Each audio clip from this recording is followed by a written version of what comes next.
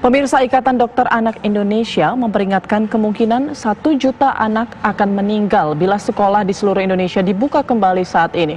Federasi Serikat Guru Indonesia menilai di zona hijau sekalipun pembukaan kembali sekolah berpotensi menjadi klaster baru COVID-19.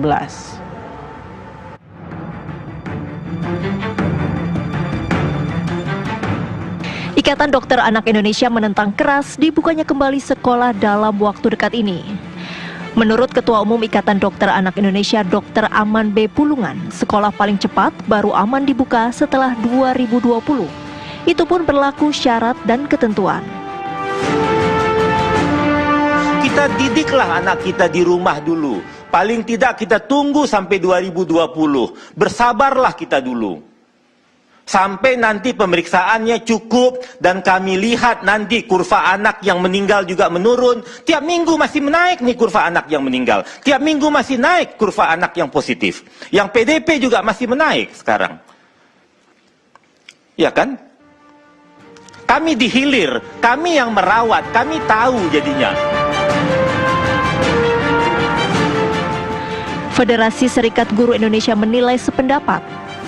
Wasekjen FSGI Satriwan Salim menyatakan, jika dibuka saat ini sekolah berpotensi menjadi klaster baru penyebaran COVID-19.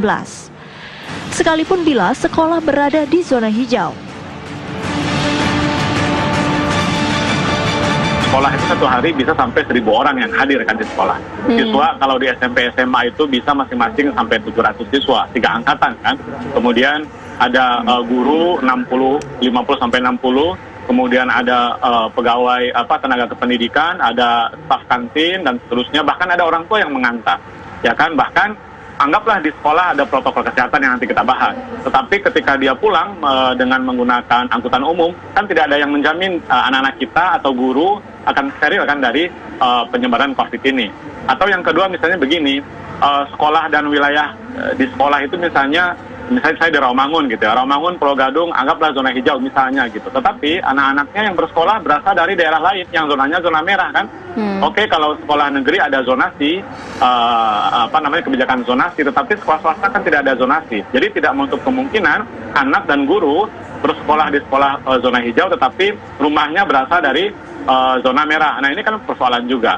Jadi memang secara prinsipil kami berharap agar tidak buru-buru untuk membuka sekolah walaupun itu di zona hijau sekalipun. Itu dulu yang pertama, Mas Andro. Menurut Ikatan Dokter Anak Indonesia, pemerintah tidak boleh mengambil kebijakan coba-coba dalam hal membuka kembali sekolah. Misalnya menerapkan teori herd immunity. Karena dengan teori ini diperkirakan akan ada 1 juta anak Indonesia yang direlakan untuk meninggal. Saya melihat kalau 60 juta anak ini masuk sekolah pada saat ini, kalau katanya lah belakangan ini tren teori herd immunity. Jadi kalau 60 juta anak ini akan sekolah, kalau kita mau mengambil ini herd immunity, dibutuhkan 50% anak yang sakit. Jadi berarti 30 juta anak akan sakit. Pertanyaan saya, anak siapa yang akan sakit 30 juta ini? Nah, setelah itu dari 30 juta yang sakit, kita ambil mortalitasnya, angka kematian sekarang kita di Indonesia antara 2-5%, kita ambil angka tengah 3 atau 4%, jadi akan ada 1 juta anak yang meninggal. Saya tidak setuju.